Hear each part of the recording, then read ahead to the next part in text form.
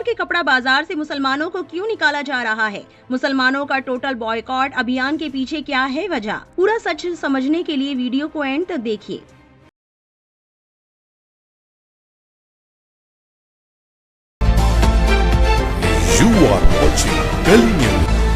मध्य प्रदेश की आर्थिक राजधानी इंदौर के कपड़ा बाजार में मुस्लिम सेल्समैन और व्यापारियों को काम करने से मना कर दिया गया है।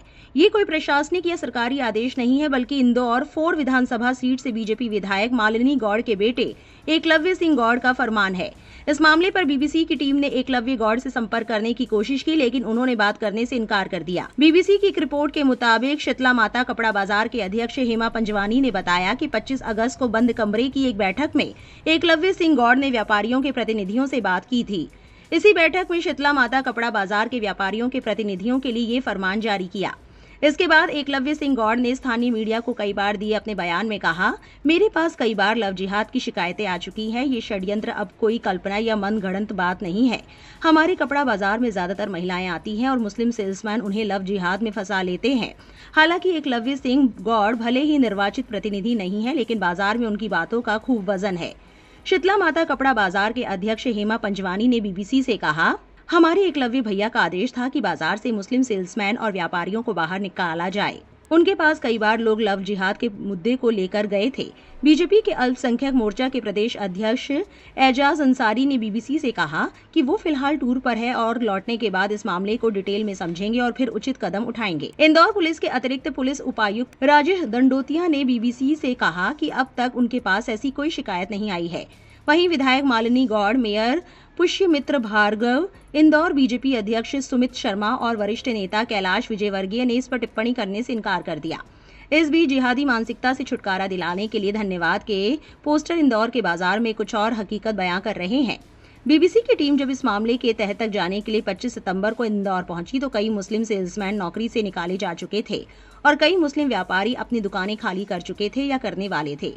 मुसलमानों को बाजार से निकाले जाने के फरमान के बाद नौकरी गंवा चुके सलमान ने बीबीसी से कहा, हमारी किसी से कोई दुश्मनी नहीं है। हमारी दिक्कतें ये हैं कि बच्चों की स्कूल की फीस भरनी है, घर का राशन खरीदना है, लोन चुकाना है और अगर हमें काम ही नहीं करने दिया जाएगा तो हम अपने परिवार का भरण पोषण कैसे करेंगे। दरवाजे की ओट पर खड़ी पत्नी की ओर देखते हुए सलमान कुछ देर रुक जाते हैं। अपनी हिम्मत और आंसू दोनों को बांधते हुए सलमान कहते हैं, कम से कम सुकून से कमाने और खाने तो दिया जाए, ये तो हमारा संवैधानिक अधिकार है। सलीम, जो इस बाजार में लंबे समय से काम कर रहे थे, वो बीबीसी से कहते हैं, मैंने लगभग 16 साल इस बाजार को दिए हैं। मैं बच्चे से जवान यहीं हुआ हूँ और अब 2 बच्चों का बाप हूँ। अब 15-20 दिन से बेरोजगार हूँ, कहाँ जाऊँ, क्या करूँ, समझ नहीं आता। भोपाल के वरिष्ठ पत्रकार और राजनीतिक विश्लेषक देशदीप सक्सेना बीबीसी से कहते हैं, इस पूरे प्रकरण से ये सवाल उठता है कि आखिर सरकार क्या करना चाहती है, क्योंकि इस मामले में संवैधानिक मूल्यों का ह्रास और अधिकारों का हनन स्पष्ट है। जीवन जीने का अधिकार, नौकरी या काम करने का अधिकार एक समुदाय के लोगों से उनके धर्म के आधार पर छीना जा रहा है। समता, समानता और बंधुत्व जैसे मूल्यों का ह्रास और प्रशासन से लेकर शासन और वरिष्ठ नेताओं की चुप्पी कई सवाल खड़े करती है। रिपोर्ट के मुताबिक आदिल और सुखविंदर पार्टनरशिप में दुकान चलाते हैं। एकलव्य सिंह गौड़ के फरमान के बाद आदिल और सुखविंदर को भी दुकान खाली करनी पड़ी। जब बीबीसी टीम उनकी दुकान पर पहुंचे तो वहां काम करने वाले 6 सेल्समैन सारा सामान पैक कर रहे थे। बीबीसी से बात करते हुए सुखविंदर कहते हैं, मैं हिंदू हूं और मेरा पार्टनर मुस्लिम है। हम 20 साल से साथ काम कर रहे हैं। एकलव्य सिंह गौड़ ने लव जिहाद का आरोप लगाया, लेकिन हम पूछते हैं कि अब तक ऐसा एक भी मामला सामने आया है क्या? आदिल कहते हैं, हमारे कारण हमारे पार्टनर की भी रोजी रोटी छिन गई। अब हम क्या करेंगे? सुखविंदर ने आदिल के कंधे पर हाथ रखा और बीबीसी टीम से पलटकर कहा, इस देश में कानून है, सरकार, प्रशासन है। एकलव्य सिंह गौड़ जी उनसे आगे चलकर अपना कानून तो नहीं चला सकते हैं ना। इंदौर कपड़ा व्यापारी संघ के अध्यक्ष हेमा पंजवानी कहते हैं, हिंद रक्षा संगठन के हमारे भैया एकलव्य सिंह गौड़ का आदेश था, हम उसका पालन कर रहे हैं। उन्होंने हर दुकानदार को बुलाकर समझाया कि बाजार में जो चल रहा है उसको तुरंत बंद किया जाए। बहुत सारे मुस्लिम लोग अब यहां से जा चुके हैं। जब उनसे पूछा गया कि क्या किसी मुस्लिम कर्मचारी या दुकानदार के खिलाफ कोई औपचारिक शिकायत आई है तो उनका जवाब था, मेरे पास इसकी कोई जानकारी नहीं है।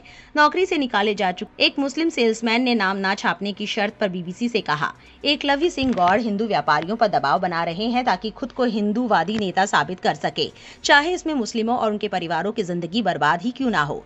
सुरेंद्र जैन दशकों से मुसलमान कर्मचारियों के साथ काम कर रहे हैं। वो बीबीसी की टीम से कहते हैं, हम लोग सारा काम मुसलमानों के साथ करते आ रहे हैं। मेरे यहाँ 2 मुसलमान काम करते हैं। साड़ी के फॉल पीको से लेकर एम्ब्रॉयडरी तक का काम मुस्लिम भाई ही करते हैं। मेरी दुकान में तो ज्यादातर मेरी पत्नी ही बैठती है। मेरे यहाँ के दोनों सेल्समैन से हमें कोई शिकायत नहीं है। हमारे यहाँ जो महिलाएं खरीदारी करने आती है उन्हें कोई शिकायत नहीं है, तो मैं कैसे किसी को उसके धर्म के आधार पर निकाल दूं। उनकी पत्नी राजकुमारी जैन बीबीसी से कहती है, 20 साल से ये लोग हमारे साथ काम कर रहे हैं, लेकिन कोई शिकायत नहीं आई। हमारे लिए तो ये बच्चे जैसे हैं। रिपोर्ट के मुताबिक इंदौर पुलिस के अतिरिक्त पुलिस उपायुक्त राजेश दंडोतिया कहते हैं, अब तक ऐसा कोई मामला हमारे पास नहीं आया है। अगर कोई शिकायत आएगी तो हम उचित वैधानिक कार्रवाई करेंगे। हालांकि 15 सितंबर को मुस्लिम सेल्समैन और व्यापारियों ने मिलकर इंदौर के संभागायुक्त के नाम शिकायती ज्ञापन सौंपा था। इसके बावजूद पुलिस का ये बयान कि उनके पास कोई शिकायत लेकर नहीं आया कई सवाल खड़े करता है। कांग्रेस नेता दिग्विजय सिंह ने कहा कि प्रदेश में सांप्रदायिकता बढ़ रही है और मुसलमानों को काम से रोकना कानूनन अपराध है, जिस पर कार्रवाई होनी चाहिए। वहीं भाजपा के प्रदेश मीडिया प्रभारी आशीष अग्रवाल ने इसे लेकर टिप्पणी से बचते हुए कहा, पार्टी सबका साथ सबका विकास के लक्ष्य पर काम कर रही है। इंदौर में मुस्लिम समुदाय के कर्मचारियों के बहिष्कार के फरमान पर अग्रवाल कहते हैं, हम ये तय करेंगे कि किस मामले पर पार्टी अपना बयान या मत रखती है। बीजेपी के एक वरिष्ठ नेता ने नाम ना छापने की शर्त पर बीबीसी से कहा, कोई भी हिंदूवादी एजेंडे से इतर नहीं दिखना चाहता है। ये कुछ ऐसा ही है कि अगर कोई सांप सांप चिल्ला दे तो सब लोग वही चिल्लाएंगे, भले ही उन्हें ये मालूम हो कि सांप नहीं रस्सी पड़ी है, क्योंकि नेताओं में कट्टर राजनीति से अलग हटकर दिखने की हिम्मत नहीं बची है। जब हर तरफ से मुस्लिम समुदाय के कर्मचारियों के लिए जीवन यापन का संकट गहराता जा रहा है, ऐसे में कुछ हिंदू व्यापारी इस फरमान का विरोध भी कर रहे हैं।